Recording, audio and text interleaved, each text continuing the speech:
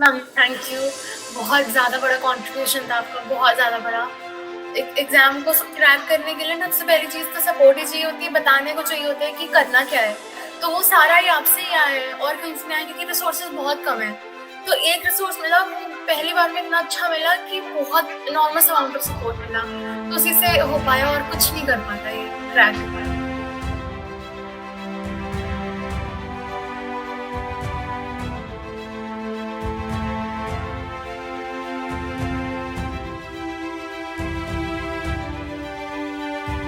Hi guys, welcome or welcome back to Sketch School of Art and Creativity. So this video is going to be a very important video for all the future JEE/JEE Paper 2 aspirants. In case you want to do architecture, then definitely you will have to appear for JEE BARC examination, which is an all India entrance examination for BARC, and this video is going to be utterly helpful if you are going to appear for JEE BARC in future. So guys, in this video we are going to have a conversation with SSAC 2023 batch JBARC toppers, and let me tell you the results in a little bit brief manner. So basically we have prepared 152 students for a 2023 batch in total, and out of the 152 students, 42 students have scored above 98 percentile in JBARC and they got into their dream colleges. So guys, it's a huge achievement from us, and definitely these results are record breaking because guys, 42 out of 152 students is a huge number. Like 42 students getting into their dream colleges, it's a huge number guys. You have no idea that how proud we are of all our students and the hard work they have put into in getting and achieving their dreams. So guys, it's going to be an amazing video. You're going to learn a lot of things because seriously guys, experience does matter. If you want to become the next JBARC topper, you need to know that what are the things that the current toppers of 2023 batch did right and also what they did wrong. So guys, basically the conversation was really big and the video would have been too long if I uploaded everything in one video. So what I will do is that we will upload this conversation in 3 episodes. Okay, so it will come in 3 episodes. In today's video we are going to talk about 2 major things that you need to know. First, that how much time is required for JEE/BARC preparation. So if right now there is almost like 6 months left, right? So is 6 months the right time? Is 1 year the right time? 2 year? What is the take of all the toppers of JEE/BARC that you will listen in today's video? And second, we're going to talk about that online coaching, how online coaching is beneficial for entrance exam preparation and how it can really help you to save up your time, your energy, and really give you the maximum amount of results. So we're going to talk about these 2 topics in today's video, but in the upcoming episodes the importance of those conversation is utterly high also in the upcoming videos, because we're going to talk about that what they did for the preparation, how they did the preparation for the aptitude, drawing, and JEE maths respectively. So we're going to talk about all the parts individually, that how the toppers prepared for all these things. Also we're going to talk about the challenges that they faced, what are the difficulties that they faced in the course of their preparation that you can avoid for this year, and maybe whenever you're watching the video you can avoid these challenges. Okay, you can overcome these challenges after hearing their experience. Also they're going to talk about their exam day experience, that how they planned out, how they had a planning in their mind, how they strategized to get the top marks. So all of their planning that we're going to discuss in the upcoming videos. Today's video, 2 topics: online coaching, importance of online coaching, how much time required for JEE/BARC preparation. Now, is it the right time to start the preparation, or what is the thing? So let's hear from the toppers and let's start with the conversation. I hope that you like the video. So let's get started. कैसा लग रहा है तुम लोगों को? वैसे अच्छा लग रहा बहुत है। अच्छा लग रहा है मैम। बहुत अच्छा लग रहा है। अब तो ट्रेन है, सब जा रहे हैं, तो सब लोग क्या हॉस्टल में रहोगे? हाँ जी। Oh my God. मैम मुझे 99.28 परसेंटाइल है और मेरी ऑल इंडिया रैंक 444 है। Good evening ma'am. मेरा CRL रैंक था 213 और मेरी परसेंटाइल थी 99.66 और मुझे मिला है SPA दिल्ली। मैम मेरी CRL थी 191 और मेरी परसेंटाइल थी 99.7 और मेरे को SPA भोपाल मिला है। गुड इवनिंग मैम, मेरा 99.99 परसेंटाइल थी एंड मेरा और ऑल इंडिया रैंक मेरा 7 था एंड मुझे एसपी दिल्ली में एडमिशन मिला है। मैम मेरी परसेंटाइल 99.21 थी एंड मैं AIR 486 था। मुझे SPA दिल्ली मिला। गुड इवनिंग मैम, मेरा CRL 543 है एंड मेरा जो परसेंटाइल है वो 99.13 है। मेरे को SPA विजयवाड़ा में मिला है। पहला माइलस्टोन तुमने अपनी लाइफ का जो है ना वो एक तरह से कह सकते हो कि क्रॉस कर लिया है। बहुत बड़ी बात है that you all have got into SPAs and literally तुम लोगों को तुमने पार्टी करी नहीं करी है अभी तक सब लोगों ने? हो चुके मैम बहुत बार। हाँ जी। अब चलो अब थोड़ा सा जूनियर्स को भी गाइड करो। स्टार्ट करते हैं प्रिपरेशन के बारे में। तुमने कैसे प्रिपरेशन की और जो पहला क्वेश्चन है जो सबसे इंपॉर्टेंट है that is that how much time do you think is required for the preparation. जैसे काफी लोग हैं जो बहुत लेट प्रिपरेशन स्टार्ट करते हैं ना, जैसे एग्जाम से 2 महीने पहले करेंगे, 3 महीने पहले करेंगे। तो तुम्हें क्या लगता है कि एक आइडियल टाइम, देखो तुमने चाहे कितना भी टाइम लिया हो, 1 मंथ लिया हो, 2 मंथ्स लिया हो, 2 ईयर लिया हो, 4 ईयर लिया हो, कितना भी लिया हो, बट एक आइडियल टाइम तुम्हें डेफिनेटली आइडिया लगा होगा कि yes this is the ideal time जितना अब जूनियर्स को एटलीस्ट डेडिकेट करना चाहिए। मुझे तो पहले बार जे पेपर 2 के बारे में पता ही नहीं था। मतलब मैं इंजीनियरिंग के लिए पढ़ाई की मैंने 2 साल तक। और जब लास्ट लास्ट में मुझे 3 मंथ्स पहले पता चला कि आर्किटेक्चर के लिए अलग पेपर होता है, तो मैंने लास्ट 3 मंथ में जे पेपर 2 मतलब आर्किटेक्चर के लिए पढ़ाई की। बट उतना सफिशिएंट लगा क्योंकि मेरा इंजीनियरिंग की वजह से मैथ्स कंप्लीट हो गया था। सो 3 मंथ्स में भी हो सकती है। मैम मुझे तो लगता है कि मे बी जब हम 12th स्टैंडर्ड में हैं हमने तब से प्रिपरेशन शुरू करनी चाहिए। मतलब मेरा मतलब मैं क्रिएटिव फील्ड में था मैम, पर मतलब मुझे एग्जैक्टली क्या करना है वो मुझे एग्जैक्टली आइडिया नहीं था। सो मैंने आपके एक स्टूडेंट का मैंने इंटरव्यू देखा था कि सो आर्किटेक्चर कोर्स होता है और फिर लाइक अच्छा है कोर्स। और मतलब वैसे ही मुझे आपके अपने SSAC इंस्टीट्यूट के बारे में भी पता चला था। सो मुझे लगता है कि 1 ईयर की प्रिपरेशन मोर देन इनफ होती है। 1 ईयर की प्रिपरेशन आइडियल होती है। Yes ma'am, ideal should be 1 year preparation, क्योंकि फिर बाद में बैकलॉग नहीं होना चाहिए और मतलब कोई भी पढ़ाई हमारी हैम्पर नहीं होनी चाहिए। मैम मुझे लगता है कि एटलीस्ट 1 ईयर का प्रिपरेशन तो लगता ही है। या तो आप 12th में दीजिए, 11th में दीजिए, या तो ड्रॉप ईयर में दीजिए।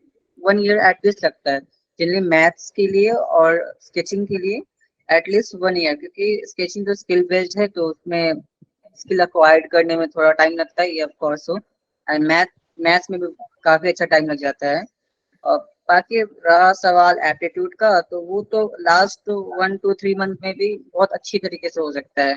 तो आप 99 ला सकते हो लास्ट 2-3 मंथ में प्रिपरेशन करके। मैंने जब स्टार्ट किया था ma'am it was like 6 months ago before the exam, तो मेरे हिसाब से वो इनफ है प्रिपेयर करने के लिए। बट ये बात है कि मैथ्स के लिए मतलब मेरे पास कोई अच्छी गाइडेंस नहीं थी।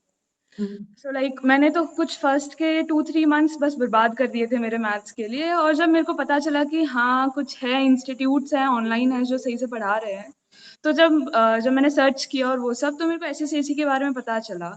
सो लाइक मैंने सोचा कि कुछ तो ट्राई करते हैं। सो फिर उसके बाद मैंने इधर का मतलब थोड़ा सुना एंड ऑल दैट। बट मेरे को लगता है जितना फर्स्ट अटेम्प्ट से था, सेकेंड अटेम्प्ट में मैंने मैथ्स बेटर किया क्योंकि मेरे पास और ज्यादा टाइम था उसके लिए प्रिपेयर करने का। एक चीज की अगर बात करते हैं, तुम सब लोगों ने ऑनलाइन क्लासेस में ज्वाइन किया था क्योंकि सब बच्चे जो आते हैं उनका एक ही क्वेश्चन होता है कि हम ऑफलाइन में जाएंगे तो हमें बेटर समझ में आएगा, लेकिन अगर हम ऑनलाइन में पढ़ेंगे तो शायद हमें इतना बेटर ड्राइंग समझ में ना आए। बिकॉज ड्राइंग एक ऐसी चीज है जिसमें आपको मतलब लिटरली लोगों को लगता है कि शीट पे बना के दिखाएंगे तो ही शायद समझ आएगा, है ना। और एप्टीट्यूड में भी और जेई मैथ्स में भी इतना ऑनलाइन में वो कॉन्फिडेंस नहीं आता है। पर तुम लोगों ने सबने डेफिनेटली ऑनलाइन में ऑप्ट किया, तो क्या लगता है तुम्हारा ऑप्ट किया जो डिसीजन था वो सही था नहीं था? और जो तुम्हारा एक्सपीरियंस था ऑनलाइन क्लासेस में स्पेशली SSAC में, तो कैसा रहा तुम्हारा एक्सपीरियंस, इसके बारे में बताओ। SSAC में बहुत अच्छे से सिखाते ही है। लाइक मुझे अनंजय सर का सिखाने का स्टाइल बहुत पसंद आया मैम, क्योंकि मतलब उनके सिखाने के स्टाइल में लाइक पहले वो प्रैक्टिस करवाते हैं, फिर उसी प्रैक्टिस के बेसिस पे मॉक टेस्ट देते हैं और फिर उसी को ही वो एक्सप्लेनेशन देते हैं। सो ये जो प्रोसीजर है मैम एक सिखाने की, ये बहुत बेस्ट है और ये एकदम हेल्पफुल है। सो mode doesn't matter ma'am, but अपनी जो विल है करने की, सो मुझे लगता है जिसको करना होगा तो वो किसी भी मोड से कर लेगा। मैम आई थिंक यश ने जो बोला ऑफ कोर्स वो सही है, आपको करना है तो आप कहीं भी कर लोगे, बल्कि मुझे तो लगता है ऑफलाइन में ऑनलाइन से ज्यादा डिस्ट्रैक्शंस है। आप दोस्तों के साथ कहीं चले जाओगे, क्लास में लोग हैं, आप बातें कर रहे हो एक्सेट्रा।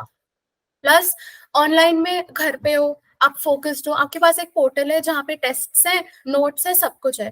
ऑफलाइन के नोट्स आप बनाओ ना बनाओ पता नहीं, टीचर ज्यादा तेज बोल रहा हो, यहाँ पे हम बार बार पूछ सकते हैं। टेस्ट मॉक टेस्ट ऑफलाइन में बार बार जाना पड़ता है, ट्रैवलिंग टाइम तो बचता ही है। प्लस आई थिंक ड्राइंग का ये है कि अगर आप ग्रुप में ड्राइंग सीख रहे हो ना, तो आपको बाकियों की स्किल से बहुत सीखने को मिलता है।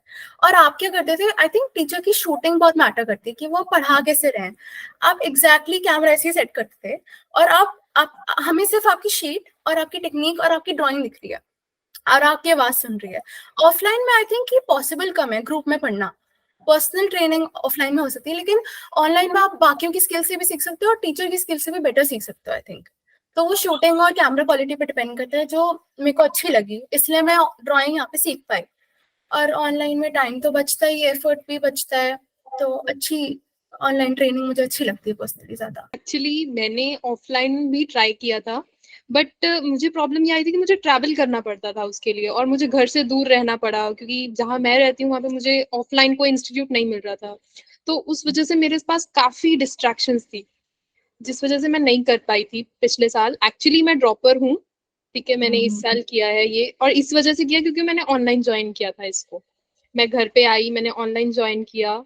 एंड सेकेंड थिंग, लोग सोचते हैं ड्राइंग नहीं हो पाती है, ड्राइंग नहीं हो पाती है शीट पर जब तक नहीं दिखाओगे, तो दैट्स नॉट द केस। आप जब तक खुद ट्राई करते हो, खुद फीडबैक लेते हो, जब आप तक खुद एक्टिव रहते हो, ऑफलाइन में भी आपको खुद ही एक्टिव रहना पड़ेगा, टीचर नहीं आएगा आपके पास पूछने आपको। तो वो डजेंट मैटर कि आप ऑनलाइन सीख रहे हो ऑफलाइन सीख रहे हो, टीचर्स अच्छे होंगे तो it's always helpful. Teacher supportive हैं जो एसएससी में हैं, मतलब मैं आपको शीट्स वगैरह भेजती थी, आप इमीडिएटली मुझे रिप्लाई करते थे, तो that matters and that's the best part. Thank you Shilpa, very good answer. Divyanshu का आंसर मुझे सुनना है, बिकॉज कि दिव्यांशु ने मेरे ख्याल से यहाँ पे सबसे ज्यादा इम्प्रूवमेंट करी थी ड्राइंग पार्ट में, और सबसे ज्यादा शीट्स दिव्यांशु ने शेयर करे थे, स्पेशली आफ्टर फर्स्ट अटेम्प्ट बना के। तो दिव्यांशु, तुम्हारा क्या कहना है ऑनलाइन कोचिंग के बारे में? मैम, अगर मैं से पर्सनली बात करूँ तो मुझे तो ऐसा कोई प्रॉब्लम नहीं आया। मैं काफी कंफर्टेबल हो गया था, क्योंकि हम लोग जिस जनरेशन से आते हैं, हम लोग कोविड वाले जनरेशन से, तो हम लोग को ऑनलाइन का आदत है, हम लोग काफी कंफर्टेबल है ऑनलाइन में। तो मुझे तो कोई तकलीफ नहीं आई। और सबसे बड़ा एक ऑफलाइन, जैसे मैंने भी ऑफलाइन कोचिंग देखा था अपने एरिया में, तो सबसे बड़ी प्रॉब्लम वहाँ की होती है कि वहाँ पे जनरली वो डिजाइन वाले पढ़ाते होते हैं, ट्रूली जो आर्किटेक्ट होते हैं वो नहीं पढ़ाते हैं। तो वहाँ पे उस चीज का लैकिंग, वो हाईली क्रिएटिव हो जाता है मेरे लिए था, क्योंकि मेरा ड्राइंग कभी से इतना अच्छा रहा नहीं। तो मैंने लास्ट ये 2-3 मंथ में जो इम्प्रूव किया, मैंने आपको मैं सीट शेयर करता था, आप मुझे बताती थी कि क्या मिस्टेक होती, मैं तुरंत उसे अप्लाई करके उसको सुधार लेता था। तो वही है कि मेरे लिए डिजाइन अदर इंस्टीट्यूट में ना हाईली क्रिएटिव हो जाता था, मुझे इतना क्रिएटिव करना नहीं था। मुझे बीच में बैलेंस आउट रहना था, लॉजिकल एंड क्रिएटिव के बीच में। तो वो एक अच्छा आर्किटेक्ट ही कर सकता है कि वो बता सकता है कि टेक्निकल ड्राइंग क्या होता है। तो यहाँ पे मुझे यही बेस्ट पार्ट लगा, तो कि यहाँ पे आर्किटेक्ट्स पढ़ाते हैं। एसएससी से एक चीज ऐसी बतानी है, कोई भी एक चीज तुम सोच लो जो तुम्हें लगी कि यार मतलब ये चीज स्पेशल है और ये चीज याद रहेगी, और ये भी बताना कि आगे जो स्टूडेंट्स आने वाले हैं उनके लिए तुम्हें एक कोई छोटी सी स्पेशल टिप अगर बतानी हो तो वो भी बता सकते हो, ठीक है? मैम एक्चुअली मेरे लिए ऑनलाइन एक्सपीरियंसेस मैंने जो पहले भी क्लासेस ज्वाइन की थी और की थी, वो बीटेक के लिए की थी। तो उसमें एक प्रॉब्लम रहती थी कि हम टीचर से डायरेक्टली कनेक्ट नहीं हो पाते, तो कोई और ही हेल्पर जो हमारी हेल्प कर रहा होता है, और वो भी कभी कभी रिस्पॉन्स करता है। तो आपकी टीम का रिस्पॉन्स बहुत अच्छा था, टीचर्स का पर्सनली आपका रिस्पॉन्स बहुत अच्छा था।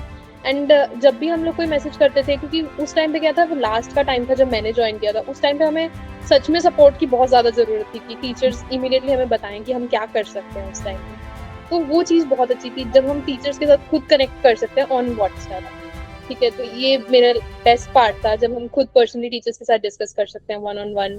डाउट सेशंस जो आप रेगुलरली लेते थे, तो उसने मेरे को बहुत हेल्प किया। ड्राइंग में मैंने जो आपके डाउट सेशंस में, उसमें मैंने ज्यादा पढ़ाई की, क्योंकि आपने बाकी बच्चों की जब गलती ऑन स्क्रीन आपने इंडिकेट की ग्रुप में, तो वो मुझे काफ़ी हेल्प किया उस चीज़ में। एंड सिमिलरली टेस्ट भी बहुत अच्छे थे। टेस्ट तो मतलब सीरियसली मैं टेस्ट की तो बहुत थैंकफुल हूँ, वो मेरे जो 4 मार्क्स उसने बचाए थे उसके लिए, क्योंकि एक-एक मार्क्स से बहुत फ़र्क पड़ता है। एंड ये चीज़ें थी। एंड एक टिप जो मैं सबको बताना चाहूँगी, माइंड में ये सेट मत करो कि टॉपर होता है, नहीं, टॉपर 0 से स्टार्ट करता है, मैंने 0 से स्टार्ट किया था। एंड आप जब टीचर्स पे सही गाइडेंस के साथ सपोर्ट लेते हो, आप उन चीज़ों का सपोर्ट लेते हो, आपको मिलती है, गाइडेंस मिलती है और एक आपका जब डिटर्मिनेशन हो जाती है कि हाँ यही करना है, तो टॉप करना कोई बड़ी बात नहीं है। आप कर सकते हो, आप अच्छे कॉलेजेस में जा सकते हो, अपने मनपसंद कॉलेजेस में जा सकते हो। तो प्री जज मत करना किसी भी चीज़ को, ना तो ड्राइंग को, ना एप्टीट्यूड को और ना ही मैथ्स को। किसी भी चीज़ को प्री जज मत करो, ट्राई करो, फिर करो। ये नहीं कि किसी ने बोल दिया कि ये डिफ़िकल्ट है, तो डिफ़िकल्ट नहीं हो सकता। तुम्हारे लिए हो सकता है वो चेंज हो कुछ, ठीक है? तो हाँ, ये बातें हैं जो ध्यान में रखने वाली हैं हर किसी। मेरे को 3 चीज़ें डेफ़िनेटली याद रहेंगी। आप तीनों की स्किल्स, आप टीचर्स की स्किल्स, लाइव क्लासेस और कंटेंट।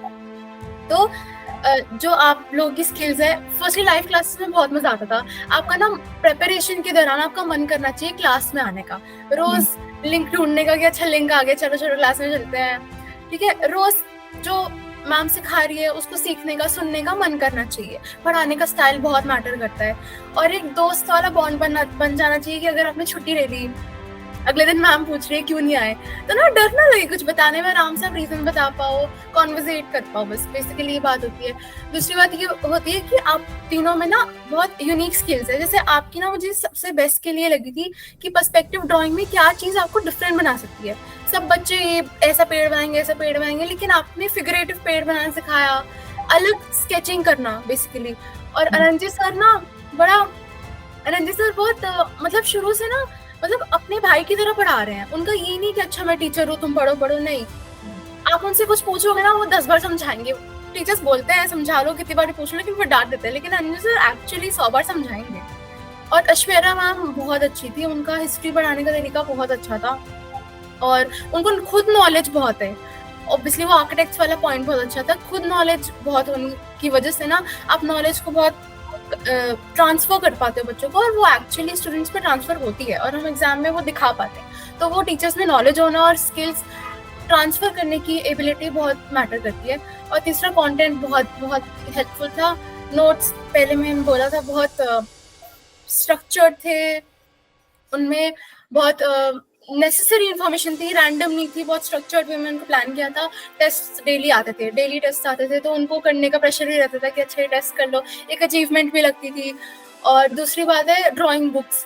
आपने एक बुक बनाई थी जिसमें अगर आप वो सारी बुक के सारे स्केचेस बना लोगे तो एग्जाम में उससे सिमिलर ही आएगा। अगर आपने वो सारे बना लिए तो एग्जाम में जो आएगा आपको पता होगा इसमें मुझे क्या क्या बनाना है। तो कंटेंट बहुत स्ट्रक्चर्ड था बेसिकली। मैम मुझे तो पहली बात तो सारे जो फैकल्टी मेंबर्स है मैम एसएसएसी के, उनका जो टीचिंग करने का जो तरीका है मुझे वो बहुत पसंद आया मैम।